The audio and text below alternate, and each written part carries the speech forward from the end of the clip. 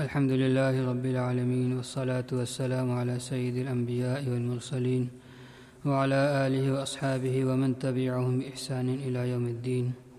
أما بعد فأعوذ بالله من الشيطان الرجيم. بسم الله الرحمن الرحيم. قل إن كنتم تحبون الله فاتبعوني يحببكم الله ويغفر لكم ذنوبكم والله غفور رحيم.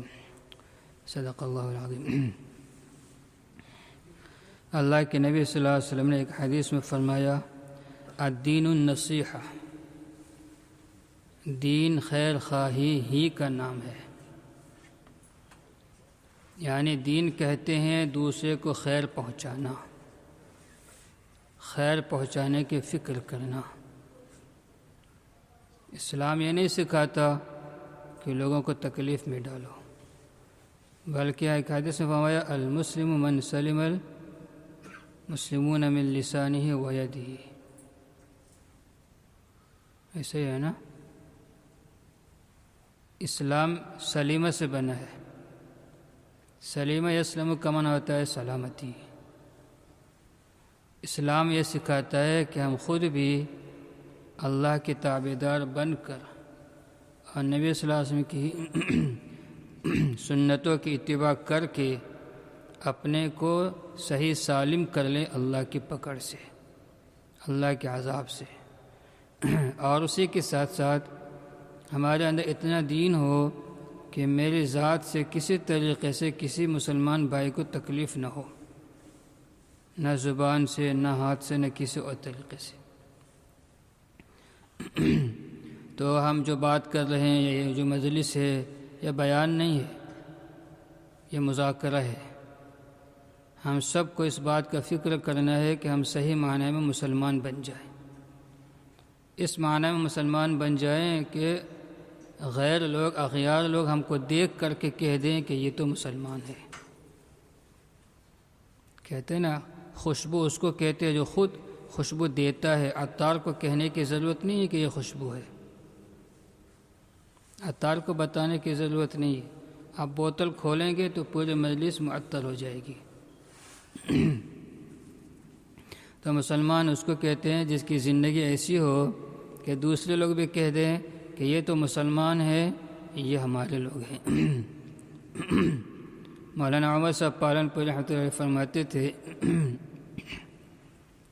کہ صحابہ کرام جب فلسطین وغیرہ فتح کر کے واپس جا رہے تھے تو وہاں کے عیسائی لوگ رو رو کر کے کہہ رہے تھے کہ تم ہم کو چھوڑ کر کے جا رہے ہو تو ہمارے اوپر حکومت کون کرے گا؟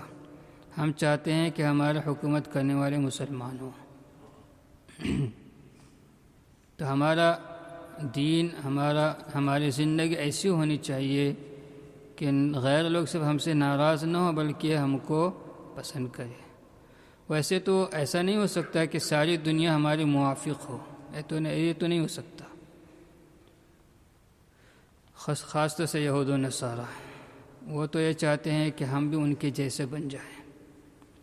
لیکن اخلاقی اعتبار سے، اعمال کے اعتبار سے اور لوگوں کے ساتھ حسن سلوک کے اعتبار سے ہمارا برتاؤ یہ ہونا چاہیے کہ لوگ ہم کو دشمن نہ سمجھیں.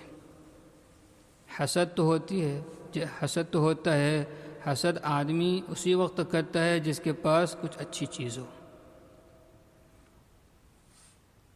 ایک مرتبہ دو آدمی، ایک شیعہ تھا ایک سنی تھا، دونوں کا آپس میں جھگڑا ہو رہا تھا. شیعہ کہہ رہے ہم لوگ حق پر ہیں. دلیل کیا ہے کہ ہمارا شیعہ لوگ مرتد نہیں ہوتے، سنی لوگ بہت مرتد ہوتے. تو حضرت مفتی محمود حسن صاحب گنگوہی رحمۃ اللہ علیہ ہندوستان کے بہت بڑے عالم، شیخ الحدیث مولانا زکریا رحمۃ اللہ علیہ کے سب سے بڑے خلیفہ تھے. انہوں نے فوراً جواب دیا کہ شیطان بے وقوف نہیں ہے، شیعہ پہلے ہی سے کافر ہے، ان کے پاس شیطان آ کے کیا کرے گا؟ شیطان اہل حق کے پاس آتا ہے، اہل حق کو حق چھیننے کے لیے. چور غریبوں کے پاس نہیں آتا ہے، مالداروں کے پاس آتا ہے، ان کے مال چوری کرنے کے لیے. شیخ نے فضائل صدقات میں لکھا ہے، بلکہ بہت سے لوگوں نے لکھا ہے کہ سچے مومن کی علامت یہ ہے کہ وہ اپنے ایمان پر ڈرتا رہتا ہے اور منافق ہونے کی علامت یہ ہے کہ اس کو اپنے ایمان کی کوئی فکر نہیں ہے، کیونکہ جو غریب ہوتا ہے، خالی ہاتھ ہوتا ہے، اس کو چوروں سے ڈر نہیں ہوتا، اس کے پاس ہے ہی کیا، چور آ کے کیا لے جائے گا۔ جو مالدار ہوتے ہیں، جن کے پاس قیمتی چیز ہوتی ہے، ان کو فکر ہوتی ہے کہ چور آ کر کے ہماری قیمتی چیز نہ لے جائے۔ ابن ابی ملیکہ کا قول آپ نے بارہا سنا ہوگا، فرماتے ہیں میں نے 30 صحابہ کو پایا جن میں سے ہر ایک اپنے اوپر نفاق سے ڈرتا تھا، کیونکہ جب کچھ ہو تو آدمی کو ڈر ہوتا ہے۔ جب آدمی کمائی کر کے جاتا ہے تو بہت چپ کے جاتا ہے، احتیاط کے ساتھ جاتا ہے، کسی کی نظر نہ لگ جائے اور کسی کا ہاتھ نہ لگ جائے۔ تو اللہ سبحانہ وتعالیٰ کا فضل و کرم ہے کہ اللہ سبحانہ وتعالیٰ نے ہمیں مسلمان بنایا ہے۔ ہماری عملی زندگی ایسی ہونی چاہیے کہ لوگ ہم سے قریب آئیں، اور ہمارے اخلاق، ہمارے اعمال، ہمارے حسن سلوک لوگوں کے لیے ہدایت کا ذریعہ بنے، صرف جذبات نہیں۔ جذبات میں آ کر کے بعض مرتبہ ہم ایسے کام کر لیتے ہیں جو ہمارے لیے بھی نقصان کا سبب بنتا ہے اور غیروں کو دور کرنے کا سبب بنتا ہے، بلکہ ہم کو یہ دیکھنا ہے کہ کون سا طریقہ، کون سا عمل ایسا ہے جس سے اللہ پاک خوش ہوتے ہیں اور اللہ کے خوش ہونے کے بعد پبلک خوش ہوتی ہے، تاکہ وہ بھی اللہ کے قریب آئیں۔ حضرت علی کا قصہ مشہور ہے کہ ایک مرتبہ دشمن کے سینے پہ چڑھ گئے قتل کرنے کے لیے، بالکل 100% قابو پا چکے تھے، چاہتے تو فوراً قتل کر دیتے۔ دشمن نے ان کے چہرے پر تھوک دیا تو انہوں نے فوراً اپنے دشمن کو چھوڑ دیا، کچھ نہیں کیا۔ اور اب وہ بھی تعجب سے پوچھ رہا ہے کہ تم کو پورے طور سے قدرت تھی، تم نے قتل کیوں نہیں کیا؟ حضرت علی نے فرمایا پہلے مرتبہ جب میں قتل کر رہا تھا تو اللہ کے لیے کر رہا تھا، اور جب تو نے میرے چہرے پر تھوکا تو مجھے غصہ آیا، اور اب جو میں قتل کروں گا تو اس میں میرے نفس کا دخل ہوگا، تو اس لیے میں نے اس عمل کو چھوڑ دیا، کیونکہ جو عمل نفس کے لیے ہوتا ہے وہ اللہ کے لیے نہیں رہتا، اس عمل میں جان نہیں ہوتی، اس عمل کی قیمت اللہ کے یہاں ختم ہو جاتی ہے یا کم ہو جاتی ہے۔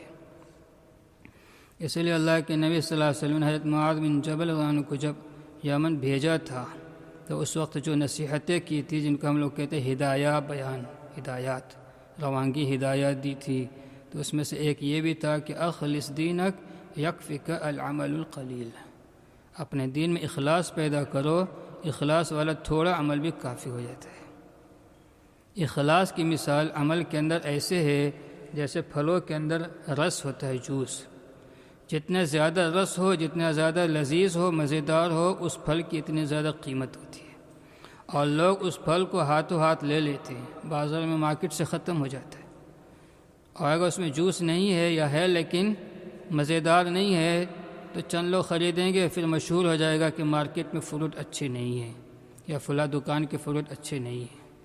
تو اسی طرح ہمارے اعمال کے اندر جتنا زیادہ اخلاص ہوتا ہے، اللہ کیا اس عمل کی اتنی زیادہ قیمت ہوتی ہے۔ چنانچہ آپ نے سنا ہوگا اللہ کے نبی صلی اللہ علیہ وسلم خود ہی فرمایا کہ مجھے اللہ کے دین کے لیے اتنا ستایا گیا کہ کسی اور کو اتنا نہیں ستایا گیا، حدیث ہے، صحیح حدیث ہے۔ لیکن آپ دیکھیے یہ بات کیسے صحیح ہو سکتی ہے؟ اللہ کے نبی صلی اللہ علیہ وسلم نے دعوت کا کام کیا صرف 22-23 سال، اور دوسری طرف نوح علیہ السلام نے 950 سال دعوت کا کام کیا، قرآن نے بتایا ہے۔ تو اللہ کے نبی صلی اللہ علیہ وسلم نے کیسے فرمایا کہ مجھے اتنی تکلیف دی گئی، کسی اور کو نہیں دی گئی؟ تو اس میں یہ بنیادی بات ہے کہ جس عمل کے اندر اخلاص کی مقدار جتنی زیادہ ہو، قربانی اور صفات جتنی زیادہ ہوں، اللہ کے ہاں اس عمل کی قیمت اتنی زیادہ ہوتی ہے۔ یعنی اللہ پاک عمل کی مقدار نہیں دیکھتے ہیں، عمل کی کیفیت کو دیکھتے ہیں۔ اللہ تعالیٰ کوانٹٹی نہیں دیکھتے ہیں، اللہ تعالیٰ کوالٹی دیکھتے ہیں۔ تو اللہ کے نبی صلی اللہ علیہ وسلم نے اگرچہ صرف 23 سال محنت کی، لیکن کیفیت کے اعتبار سے وہ محنت صرف 23 سال کے لیے نہیں تھی بلکہ قیامت تک کے لیے تھی۔ ہم اتنے سارے مسلمان یہاں بیٹھے ہیں، ہم دین کا کام کر رہے ہیں، دین کی محنت کر رہے ہیں، عبادت کر رہے ہیں، کیوں کر رہے ہیں؟ یہ اسی 23 سال کی محنت کا نتیجہ ہے، صرف 950 سال بھی نہیں، 23 سال بھی نہیں، بلکہ آپ صلی اللہ علیہ وسلم کی محنت قیامت تک کے لیے تھی۔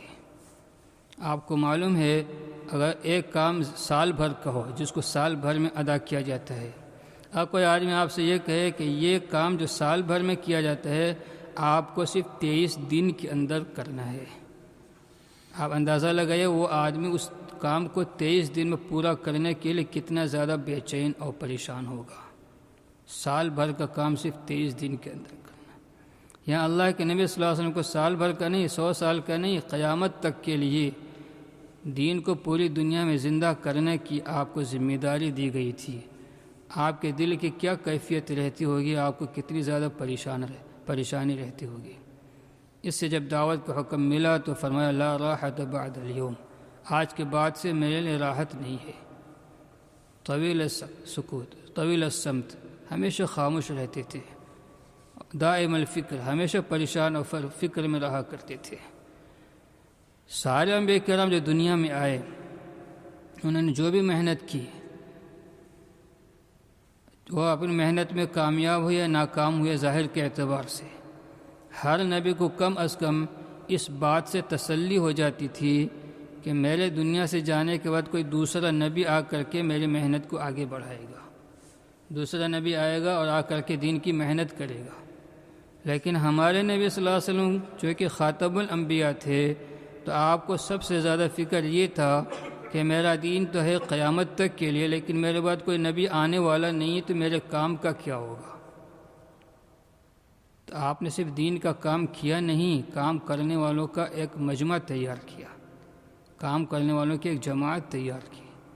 جیسے علماء فرماتے ہیں ہماری 3 ذمہ داریاں ہیں: اپنے ذات سے دیندار بننا، دنیا میں دینداری کو زندہ کرنے کی محنت کرنا، تیسری ذمہ داری ہے محنت کرنے والوں کا مجمع تیار کرنا۔ صرف محنت کرنا کافی نہیں ہے، کیونکہ ہم محنت کریں گے تو ہمارے مرنے کے بعد وہ محنت بند ہو جائے گی۔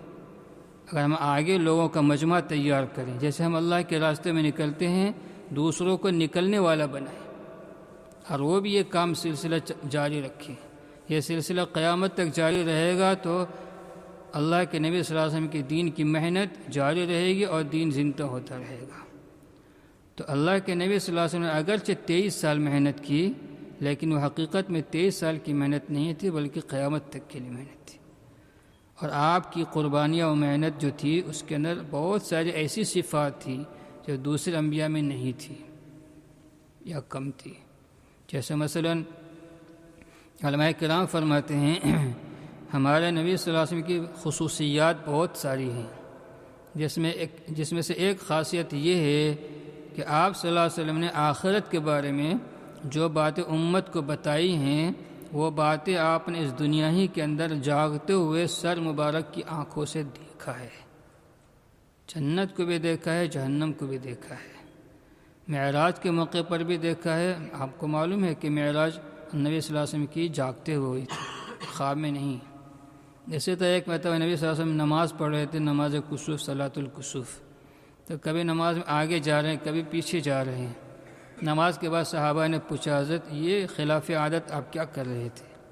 فرمایا جب تم نے مجھ کو آگے جاتے ہوئے دیکھا تو میرے سامنے جنت اور اس کی نعمتیں پیش کی گئی ہے، تو میں چاہ رہا تھا کہ اس کے کچھ پھل توڑ دوں، اگر میں لے لیتا تو قیامت تک تم کھاتے، لیکن اللہ کی طرف سے اجازت نہیں تھی۔ جب میں پیچھے جا رہا تھا تو میں نے جہنم کو دیکھا، تو جس کے خوف سے میں پیچھے ہٹ رہا تھا۔ تو اللہ کے نبی صلی اللہ علیہ وسلم نے آخرت کا منظر اپنی آنکھوں سے دیکھا اور اس کی نعمتیں بھی دیکھی، اس کے حالات اور عذاب مصیبتیں بھی دیکھی کہ آپ دعوت کا کام کرتے، دین کی محنت کرتے اور لوگ نہیں مانتے تھے تو آپ کو بہت پریشانی اور بے چینی ہوتی تھی کہ یہ آدمی مرنے کے بعد کہاں جائے گا، وہ میرا انکار کر کے، میری تکذیب کر کے میرا نقصان نہیں کر رہا ہے، یہ اپنا نقصان کر رہا ہے۔ اور ایک تیسری صفت بھی آپ کی یہ تھی کہ نبی کریم صلی اللہ علیہ وسلم کو ہم سے اور آپ سے، امتیوں سے جتنی محبت تھی، ہم میں سے کسی کو کسی سے اتنی محبت نہیں ہوتی۔ ہم کو ماں باپ سے، بیوی بچوں سے اتنی زیادہ محبت نہیں جتنا اللہ کے نبی صلی اللہ علیہ وسلم کو امت سے محبت تھی۔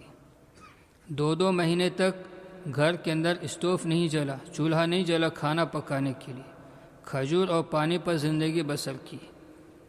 اس کے لیے دعا نہیں کی کہ اللہ میرے گھر کی فقر و فاقہ کو ختم کر دیجیے، لیکن امت کی ہدایت کے لیے فکر کرنا، دعا کرنا یہ روزانہ کا آپ کا معمول تھا۔ آپ کو اپنے گھر کی اتنی فکر نہیں تھی جتنا کہ امت کی ہدایت کی فکر تھی۔ تو اس کو کہتے ہیں الدین النصیحہ، خیر خواہی کا نام ہے۔ اللہ کے نبی صلی اللہ علیہ وسلم سب سے بڑے ناصح تھے۔ دوسرے انبیاء نے بھی کہا انا ناصح امین، میں تمہارا خیر خواہ ہوں اور امانت داری کے ساتھ دین پہنچا رہا ہوں۔ اللہ کے نبی صلی اللہ علیہ وسلم سب سے بڑے ناصح خیر خواہ تھے۔ آپ نے کتنی فکر کی ہوگی جس کی وجہ سے آج ہم مسلمان کہلاتے۔ دنیا میں کتنی مسجدیں ہوں گی، کتنے مدارس ہوں گے، کتنی تبلیغی جماعتیں ہوں گی، کتنی خانقاہیں ہوں گی، کتنی کتابیں لکھی گئی، کتنے مجاہدین ہیں، کتنے معلوم نہیں دین کے شعبے ہیں، بے شمار دین کے شعبے ہیں اور دین کی محنت ہو رہی ہے۔ اور صرف یہی نہیں کہ دینی ماحول میں محنت ہو رہی ہے، آپ سفر کر کے جاؤ، ہوائی جہاز کے اندر بھی محنت ہو رہی ہے، کشتیوں کے اندر بھی محنت ہو رہی ہے، سمندروں کے اندر ہو رہی ہے، پہاڑوں کے اوپر ہو رہی ہے، جنگلات کے اندر ہو رہی ہے۔ دنیا کے کونے کونے میں نبی صلی اللہ علیہ وسلم کا دین زندہ ہے۔ کیوں زندہ ہے؟ وہی 23 سال کی محنت کا نتیجہ ہے۔ اب اندازہ لگے وہ 23 سال کی محنت نہیں تھی، وہ قیامت تک کے لیے محنت تھی۔ اللہ کے نبی صلی اللہ علیہ وسلم اتنی محنت کی، آپ کی محنت میں وہ طاقت تھی اور وہ تأثیر تھی اور وہ نتائج تھے جو شاید کسی بھی نبی کو یہ نتائج نہیں ملے۔ حضرت عیسیٰ علیہ السلام جب آسمان پر چلے گئے، اس وقت سے لے کر نبی صلی اللہ علیہ وسلم کی جو نبوت ملی، ان دونوں کے زمانے میں تقریباً 610 سال کا زمانہ گزرا ہے۔ اس 610 سال کے اندر دنیا میں کوئی نبی نہیں آیا، دعوت کا کام عموماً نہیں ہوتا تھا، جس کی وجہ سے دنیا میں گمراہی اتنی پھیلی تھی کہ اس زمانے کا نام تھا زمانہ جاہلیت۔ جہالت کی سب چیزیں وہاں موجود تھیں۔ لیکن نبی صلی اللہ علیہ وسلم نے جب محنت کی تو اس محنت کے اندر اتنی طاقت تھی کہ 610 سال کی سب گمراہیاں ختم ہو گئی۔ اللہ تبارک و تعالیٰ نے صحابہ کرام کا ایک مجموعہ تیار فرمایا۔ آپ دیکھیے انبیاء کرام کی تعداد کتنی ہے، 1,24,000، اور صحابہ کی تعداد کتنی ہے، 1,24,000۔ 23 سال کی محنت کے اندر اللہ تبارک و تعالیٰ نے وہ تعداد صحابہ کی تیار کی جو انبیاء کی تھی۔ آپ کی محنت میں اتنی تاثیر و طاقت ہے۔ تو ہم کام الحمدللہ کرتے ہیں، لیکن ہم جانتے ہیں ہماری عبادتیں کیسی ہیں۔ ہم سجدے میں ہوتے ہیں، ہمارا سر اللہ کی گود میں ہے، لیکن ہمارے دل میں اللہ کا یاد نہیں ہے، اللہ کا دھیان نہیں ہے۔ دین کی محنت بھی کرتے ہیں تو اس میں نفسانیت کا دخل ہوتا ہے، کچھ اور مقاصد ہوتے ہیں، تو اس وجہ سے فائدہ زیادہ نہیں ہوتا۔ تو ہم سب کو توجہ کرنے کی ضرورت ہے۔ الحمدللہ اللہ تبارک و تعالیٰ کے فضل و کرم سے جہاں اللہ کی بہت ساری نعمتیں ہیں، اس میں سے ایک نعمت رمضان المبارک کا مہینہ ہے۔ اکثر ایام تو ختم ہو گئے، 4-5 روز باقی رہ گئے ہیں۔ علماء کرام فرماتے ہیں کہ رمضان المبارک جو ہے یہ سال کا خاص مہینہ ہے۔ اس کی خصوصیات میں سے ایک یہ بھی ہے کہ جس عمل کو اس مہینے کے اندر اہتمام کے ساتھ کیا جاتا ہے تو اللہ تبارک و تعالیٰ اس مہینے کی برکت سے اس عمل کو بقیہ 11 مہینوں میں بھی زندہ کر دیتے ہیں۔ اس لیے اللہ کے نبی صلی اللہ علیہ وسلم ایک طرف تو قرآن پاک کا رمضان مبارک میں دور کیا کرتے تھے حضرت جبریل علیہ السلام کے ساتھ۔ جب آخری رمضان تھا وفات سے پہلے والا، تو آپ نے اس سال حضرت جبریل علیہ السلام کے ساتھ قرآن کا 2 مرتبہ دور کیا۔ اور دوسری طرف دین کی محنت، دین کو پھیلانے کے لیے آپ نے طرح طرح کی قربانیاں دی۔ اسلام کا سب سے پہلا جہاد اور غزوہ جو ہوا، غزوہ بدر، یہ بھی رمضان المبارک کے اندر تھا، اور سب سے آخری غزوہ جو بڑا غزوہ تھا فتح مکہ، وہ بھی رمضان المبارک کے اندر تھا۔ اللہ کے نبی صلی اللہ علیہ وسلم نے خود بھی دین کے لیے محنت کی اور صحابہ کو بھی محنت پر لگایا، اور خود بھی ہجرت فرمائی اور دوسروں کو بھی ہجرت پر ترغیب دے کر کے ان کو نکالا۔ اور ہجرت کرنے کے بعد مطمئن نہیں ہو گئے، بلکہ انصار صحابہ کرام کا ایک مجمع تیار کیا تاکہ ہجرت اور نصرت جب دونوں جمع ہو تو دین دنیا کے اندر زندہ ہو۔ ہجرت اور نصرت سے دنیاوی اعتبار سے نہیں۔ صحابہ کرام نے جب حبشہ ہجرت کی تو حبشہ والوں نے بہت خدمت کی، لیکن وہ خدمت زیادہ تر دنیاوی اعتبار سے تھی، رہنے کا انتظام، کھانے پینے کا انتظام۔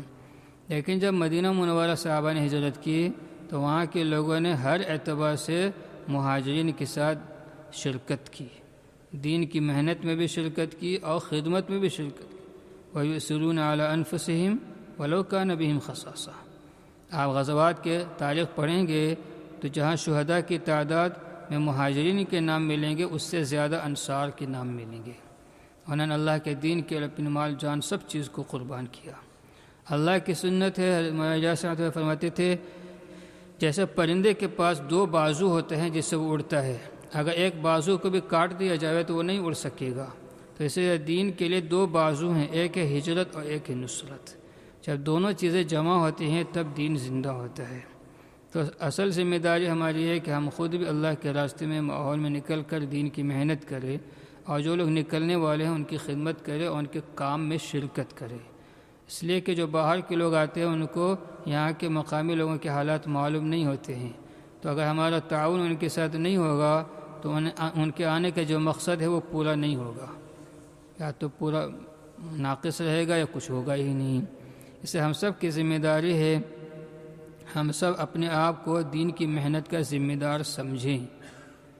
جیسے قیامت کے دن ہم ترک نماز کے چھوڑنے پر ہم سے پوچھ ہوگی، اسی طرح دنیا میں بہت سارے لوگ نماز نہیں پڑھتے ہیں اور دیگر دین کے بہت سارے کام نہیں کرتے ہیں، عمل نہیں کرتے ہیں، اللہ کی نافرمانی کرتے ہیں، احکامات کو پورا نہیں کرتے، اور ہم کو معلوم بھی ہے کہ دنیا کا یہ گناہ ہو رہا ہے اور ہم کو اس کی محنت کرنے کی قدرت بھی ہے، پھر بھی نہیں کرتے ہیں تو قیامت کے دن اس پر بھی پکڑ ہوگی۔